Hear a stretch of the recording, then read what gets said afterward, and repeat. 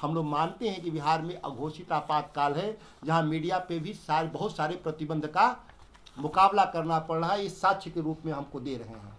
दूसरा ये साक्ष्य है जो कि 4 दिन में ही किस तरीके से एक अधिकारी को हटाकर, लोकेश कुमार सिंह को हटाकर आनंद किशोर को वहां पे रखा जाता है कि वित्त विभाग का ये क्या बोलते हैं कि ट्विटर से आपको देखेंगे कि ये कैसे इस कॉन्फ्रेंस में कौन कौन वरिष्ठ अधिकारी इसमें शामिल होते हैं और क्या क्या इसमें एजेंडा तय होता है। आप ट्विटर पर आज भी आप इसको मौजूद देख सकते हैं। वित्त विभाग का फंड में पेरेंट डिपार्टमेंट वित्त विभाग था, इसीलिए कैबिनेट के पास जाना चाहिए था, प्रशासनिक स्वीकृति होनी चाहिए थी, लेकिन सच्चाई ये नहीं है। ये पूरा फंड जो 25 करोड़ का निर्माण हुआ, यह कैबिनेट में नहीं गया, सरकार के यहाँ अनुमति के लिए नहीं गया। ये पहली बार ऐसा हो रहा है कि एक प्रशासनिक आदेश के जरिए अधिकारी अपने से उस 25 करोड़ की अनुमति दे देते हैं।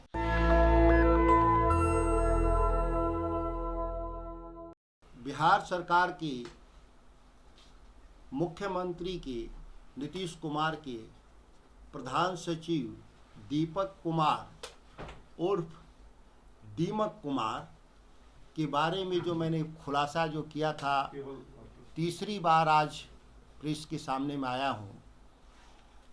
इस बात को यह जानकर बहुत हैरानी होगा कि दीपक वर्मा उर्फ दीमक कुमार की बेटी ईशा कुमार को फ़ायदा पहुंचाने के लिए किस तरह से बिहार के सरकार के द्वारा ट्रांसफ़र और पोस्टिंग जितनी जल्दीबाजी में हुआ, वह देखकर आश्चर्य हुआ।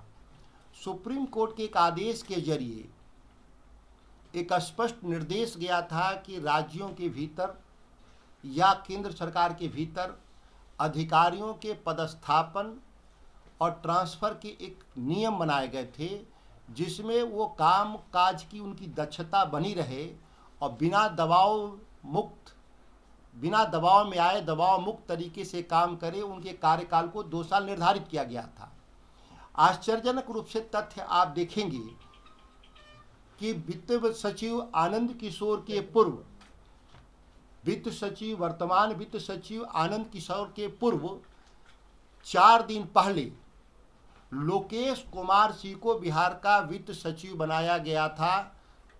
उन तमाम प्रक्रियाओं का पालन करते हुए जो किसी भी वरिष्ठ अधिकारी की नियुक्ति के लिए एक जरूरी चीज होता है, कंसल्टेशन वरिष्ठ अधिकारी और राजनेताओं के बीच सर्वानुमति ढूंढा जाता है कि कोई भी महत्वपूर्ण पद जैसे वित्त सचिव के पद पर किसकी नियुक्ति होगी।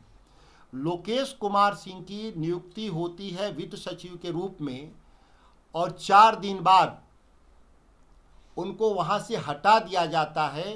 ग्रामीण कार्य सचिव के रूप में उनको वहां से हटा दिया जाता है, जो नियम विरुद्ध था। और उसकी जगह पर किसको लाया जाता है? आनंद किशोर को बिहार का वित्त सचिव बनाया जाता है। जबकि आनंद किशोर के पूरे ट्रांसफ़र पोस्टिंग में कोई कंसल्टेशन किसी भी स्तर पे, विभागीय स्तर पर और जो महत्वपूर्ण अधिकारियों और राजनेताओं से जो चर्चा होता है, उसका नियम का पालन नहीं हुआ था। जाहिर है कि दीपक कुमार अपने रिश्तेदार बहनोई आनंद किशोर को इसलिए उस पद पे लाना चाहते थे कि उनकी बेटी के लिए जो चाहते थे, ईशा वर्मा को जो चाहते थे पैसा दिलवाना, वो उसको आगे बढ़ा सके। इस पूरी प्रक्रिया को आप देखेंगे तो आप देखेंगे कि यह बिना विमर्श का हुआ। मुख्यमंत्री की जो वर्तमान में नीतीश कुमार की जो वर्तमान में जो उनकी मानसिक और शारीरिक स्थिति है, उनसे दस्तखत करा लिया जाता है बिना सलाह मशवरा का। ये आरोप है सीधे सीधे कि मुख्यमंत्री से दस्तखत उनकी जरूर दस्तखत उनके हैं, लेकिन उनके संज्ञान में नहीं है कि हम किस तरह का दस्तखत किए हैं, क्योंकि वही नीतीश कुमार मुख्यमंत्री जी 4 दिन पहले लोकेश कुमार सिंह को वित्त सचिव के रूप में नियुक्त किया था। अगर 4 दिन पहले लोकेश कुमार सिंह ठीक अधिकारी थे, तो 4 दिन के ही भीतर उन्होंने कौन ऐसा खराब काम कर दिया जो सुप्रीम कोर्ट के आदेश जो किसी भी वरिष्ठ अधिकारी के कामकाज की दक्षता के लिए जरूरी है, दबाव मुक्त, किन परिस्थितियों में 4 दिन में ही वो बदल दिए जाते हैं? बहुत महत्वपूर्ण सवाल है। और इसका रिपोर्ट आप देखेंगे तो तत्कालीन जो हमारे जो टीवी चैनल जो थे, न्यूज़ 18 ने इस खबर को चलाया भी था। बहुत महत्वपूर्ण है। लेकिन एक खबर केवल 1 घंटे चली, बाकी मीडिया के संदर्भ में नहीं चला। क्यों नहीं चला वो अलग बात है, क्योंकि सभी लोग को मालूम है कि दीपक कुमार के डर से बिहार में और जो सूचना एवं जनसंपर्क जो विभाग है उसके विज्ञापन के दबाव में बहुत सारे जो अखबार और चैनल जो मूलभूत उसके अधिकार है वो अपनी ड्यूटी पूरा करने में विफल हो गए हैं। हम लोग मानते हैं कि बिहार में अघोषित आपातकाल है, जहां मीडिया पे भी बहुत सारे प्रतिबंध का मुकाबला करना पड़ रहा है। इस साक्ष्य के रूप में हमको दे रहे हैं। दूसरा ये साक्ष्य है जो कि 4 दिन में ही किस तरीके से एक अधिकारी को हटाकर, लोकेश कुमार सिंह को हटाकर आनंद किशोर को वहाँ पे रखा जाता है, और वह शर्त के बारे में हम जानकारी हम देना चाहते हैं। आगे आपको इस विषय में हम देना चाहते हैं जो आपके जो मुद्दे हैं इसमें, कि किस तरीके से उसको जो ईसा वर्मा को किस तरह से फ़ायदा पहुंचाने के लिए इस काम को अंजाम दिया जाता है। आप देखेंगे अक्टूबर माह में नियुक्ति के मात्र 1.5 महीना बाद वित्त विभाग अपने खर्चे से पटना के ताज होटल में एक कॉन्फ्रेंस आयोजित करता है। वित्त मंत्रालय अपने खर्चे से एक कॉन्फ्रेंस आयोजित करता है ताज होटल में, WRI के सहयोग से।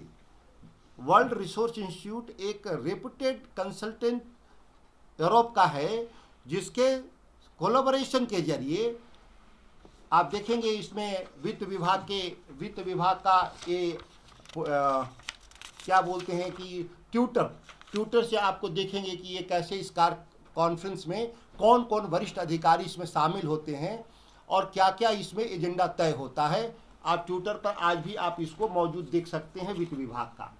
मैं आगे आपको इस बात को बता दूं कि मसला है क्या। ये मसला है कन्फ्लिक्ट्स ऑफ इंटरेस्ट का, कि कोई व्यक्ति प्रभावशाली पद पर बैठा हुआ कैसे अपने बेटा और बेटी को सुविधा पहुंचा सकता है। ये कन्फ्लिक्ट्स ऑफ इंटरेस्ट है, और आप देखें तो इससे बड़ा गुनाह है भी नहीं। अगर इस गुनाह अगर दंड के दृष्टि से देखें तो इसमें नौकरी से निकाले जाने का भी प्रावधान है, क्योंकि जब हम संविधान का ओथ लेते हैं तो उसमें साफ होता है कि हम अपने किसी भी सगे संबंधी को भी हम निजी जानकारी साझा नहीं करेंगे। अक्टूबर के बैठक में वित्त मंत्रालय के जो अध्यक्षता में होता है, उसमें दीपक कुमार मुख्य वक्ता के रूप में क्या कहा कि बिहार के भीतर क्लाइमेट चेंज को लेकर के, ग्रीन एनर्जी को लेकर के एक विशेष फंड बनाने की जरूरत है, और वह फंड वित्त मंत्रालय के भीतर होना चाहिए।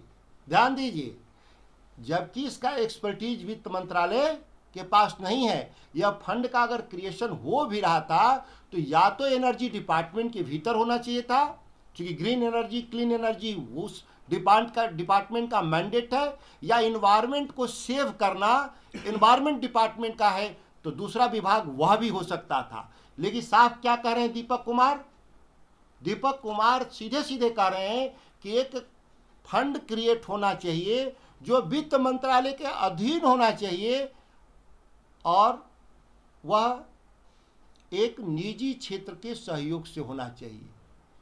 लिखा गया है साफ कि एग्जीक्यूशंस, कोई भी परियोजनाओं का एग्जीक्यूशन जरूर प्राइवेट सेक्टर से हम करा सकते हैं, लेकिन एज ए कंसल्टेंट, सलाहकार के रूप में हम प्राइवेट कंपनियों से नहीं ले सकते। उसके लिए एनजीओ की ज़रूरत होती है, नॉन प्रॉफिट ऑर्गेनाइजेशन। जो दुनिया में जो नॉन प्रॉफिट ऑर्गेनाइजेशंस हैं जो टेंडर नहीं लेती, इस तरह के डेवलपमेंट की टेंडर नहीं लेती, लेकिन यहाँ पे उन्होंने ठीक उलट हुआ। एनजीओ के जगह पे प्राइवेट लिमिटेड निजी क्षेत्र के जरिए होना चाहिए। इस तरह का बयान दीपक कुमार के द्वारा दिया गया। उसके दूसरे वक्ता के रूप में आनंद किशोर बयान जारी करते हैं कि जो माननीय मुख्यमंत्री जी के नीतीश कुमार जी के जो प्रधान सचिव का वक्तव्य है दीपक कुमार जी का, हम लोग एक कॉन्फ्रेंस में, याद करिए, एक कॉन्फ्रेंस में इस तरह की घोषणाएं नहीं होती, इस तरह के निर्णय नहीं लिए जाते। वो कहते हैं कि हम इसको करेंगे और हम बिहार सरकार के से अनुमति लेकर, कैबिनेट का अप्रूवल लेकर हम इस फंड का निर्माण करेंगे, वित्त विभाग, क्योंकि इसके लिए कैबिनेट का अप्रूवल जरूरी भी था, इसके लिए बिहार सरकार की अनुमति जरूरी था, क्योंकि वित्त विभाग स्वयं कोई भी परियोजनाओं को अपने स्वयं से लागू नहीं करता। बेसिकली वित्त विभाग का मैंडेट है कि वह दूसरे विभागों को फंड अलॉट करता हो और वो जो उसके पेरेंट डिपार्टमेंट होते हैं वो योजना को लागू करते हैं। क्योंकि इस फंड में पेरेंट डिपार्टमेंट वित्त विभाग था, इसीलिए कैबिनेट के पास जाना चाहिए था, प्रशासनिक स्वीकृति होनी चाहिए थी, लेकिन सच्चाई ये नहीं है। ये पूरा फंड जो 25 करोड़ का निर्माण हुआ, यह कैबिनेट में नहीं गया, सरकार के यहाँ अनुमति के लिए नहीं गया। ये पहली बार ऐसा हो रहा है कि एक प्रशासनिक आदेश के जरिए अधिकारी अपने से उस 25 करोड़ की अनुमति दे देते हैं, उसमें सरकार से सहमति नहीं लेते हैं। यह घोटाला है, इसमें यह अनियमितता है। इसमें यह साबित होगा, जब आप पढ़ेंगे इसको पूरा डिटेल तो इसमें आपको दिखाई देगा। आप देखेंगे कि दीपक कुमार ने अपने संबोधन में कहा कि बिहार सरकार के वित्त विभाग के अंदर क्लाइमेट फाइनेंस सेल बनाने के लिए बिहार सरकार के अंदर विमर्श किया जाना चाहिए, जबकि आनंद किशोर ने यह घोषणा किया कि राज्य सरकार की मंजूरी मिलने के बाद हम वित्त विभाग के अंतर्गत जलवायु वित्त प्रकोष्ठ स्थापित करेंगे। इसका उद्देश्य हरित या जलवायु संबंधी परियोजना की पहचान करना, वित्त पोषण सुनिश्चित करना, अन्य विभागों को जलवायु वित्त तक पहुंचाने में सहायता प्रदान करना, इन पहलों का पर्यवेक्षण और मूल्यांकन करना। ये सरकार से अनुमति लेने की बात थी, कैबिनेट से अनुमति लेने की बात थी, जबकि सच्चाई है कि कहीं भी नहीं अनुमति लिया गया। ऊपर दिए गए वक्तव्यों से साफ है कि दीपक कुमार और आनंद किशोर पहले से ही प्लानिंग करके अपनी बेटी और भतीजी ईशा वर्मा को लाभ पहुंचाने की नियत से सुनियोजित साजिश के तहत राज्य के लोगों को लाखों रुपए खर्च करके 5 स्टार ताज होटल में कार्यक्रम करवाया। इस कार्यक्रम में बिहार सरकार के अलग अलग विभागों के प्रधान सचिवों एवं वित्त मंत्री सम्राट चौधरी भी मौजूद थे। इस कॉन्फ्रेंस में बिहार के वित्त मंत्री सम्राट चौधरी भी मौजूद थे। यह घोषणा किया गया कि सरकार के वित्त विभाग के अंदर क्लाइमेट फाइनेंस सेल बनाने के लिए बिहार सरकार के कैबिनेट से अनुमति ली जाएगी। ऐसा अनुमति नहीं ली गई है, मैं दावे के साथ कह रहा हूं। मगर इसके कुछ दिन बाद बिहार सरकार के बिना किसी अनुमति या स्वीकृति के इस बार के बजट में इस सेल के गठन के लिए 25 करोड़ रुपए के आवंटन की घोषणा की गई, जिसका क्रियान्वयन की जिम्मेदारी मुख्यमंत्री के प्रधान सचिव दीपक कुमार की बेटी ईशा वर्मा की company Bodhi centre for sustainable growth private limited को योजना देने की योजना बनाई गई। इससे फिर स्पष्ट होता है कि दीपक कुमार ने अपने संबंधी आनंद किशोर की नियुक्ति, जो मैंने पहले आरोप लगाया था कि आनंद किशोर की जो नियुक्ति थी वो संदिग्ध तरीके से की गई थी, बिना किसी के कंसल्टेशन और वरिष्ठ अधिकारियों और राजनेताओं के बिना सहमति का किया गया था, क्योंकि उस पद पर लोकेश कुमार की नियुक्ति 4 दिन पहले की जा चुकी थी। लोकेश कुमार सिंह को हटाकर आनंद किशोर को लाया ही जाता है। दीपक कुमार अपने बहनोई को इसलिए इस पद पर लाते हैं कि वो एक जो प्रोग्राम तैयार किया था ईशा वर्मा और जो उनकी बेटी थी उसको इस तरह की योजनाओं को देने के लिए। इस तरह के बहुत सारे साक्ष्य हैं जिसका हम लोग अध्ययन कर रहे हैं।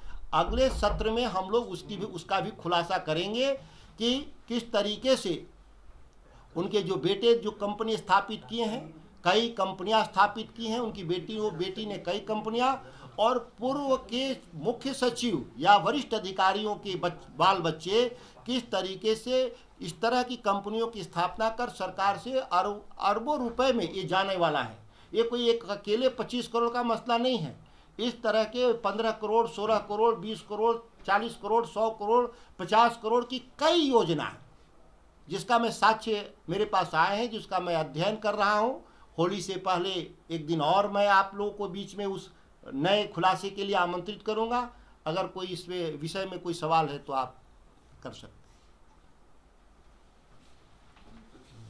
अभी तक इस पर मुख्यमंत्री ने कोई जवाब नहीं दिया है। आपने भी कहा था कि अगर सरकार की तरफ से वो अगर नहीं कहते तो इसमें उनकी सहमति मानी जाएगी। न नीतीश कुमार की तरफ से कोई हामी आई है, न नकारा गया है। नीतीश कुमार के तरफ से भी नहीं और बिहार सरकार के तरफ से भी कोई सफाई नहीं आया। ये जाहिर है कि इस मामले में संलिप्त हैं लोग और उनके पास सफाई के लिए कुछ कहने के लिए है नहीं, इसीलिए ये बातें नहीं आ रही हैं। यह तो जांच शुरू करना चाहिए। मुझे प्रधानमंत्री के विवेक पर बहुत भरोसा है कि निश्चित तौर पर बिहार एक जो स्ट्रैप में है भ्रष्टाचार का, उससे निकालने के लिए प्रधानमंत्री जी जांच का आदेश देंगे, जो हमने पहले भी पत्र लिखा है। और जितने नए साक्ष्य मेरे पास आ रहे हैं वो सभी साक्ष्य प्रधानमंत्री कार्यालय को मैं मेल कर लगातार कर रहा हूं।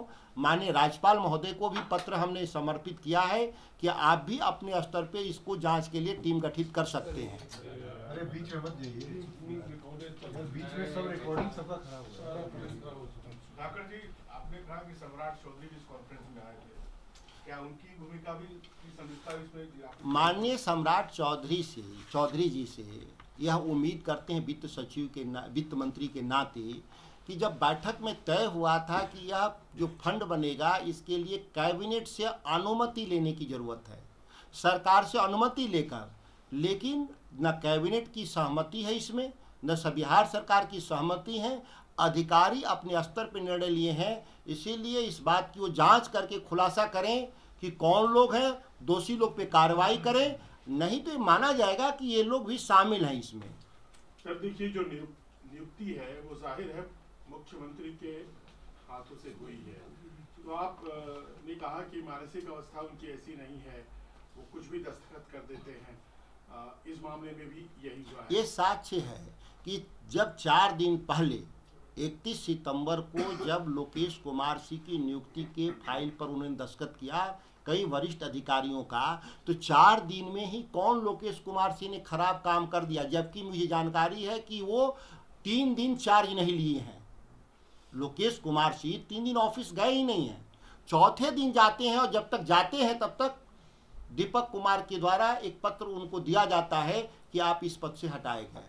इसीलिए मैं मानता हूं कि माननीय मुख्यमंत्री जी को अगर होशो हवास में किए होते तो 4 दिन पहले उनसे फिर गलती हुई या फिर 4 दिन बाद गलती हुई, दोनों में से तो स्वीकार करना होगा मुख्यमंत्री को कि कौन वाली गलती उनसे हुई। लोकेश कुमार की नियुक्ति वाली पत्र पे जो दस्तखत किए वो गलती हुआ, या 4 दिन बाद जो आनंद किशोर के फाइल पे उन्होंने दस्तखत किया उसमें गड़बड़ी हुई। नेशनल दस्तक की आपसे गुजारिश है कि अगर इसको बचाना चाहते हैं तो नेशनल दस्तक को सब्सक्राइब करने के लिए रेड कलर के सब्सक्राइब बटन को दबाएं, फिर बेल आइकन की घंटी दबाएं। नेशनल दस्तक को बचाने के लिए बहुत ज़रूरी है कि हर खबर को शेयर करें, लाइक करें, कमेंट जरूर करें।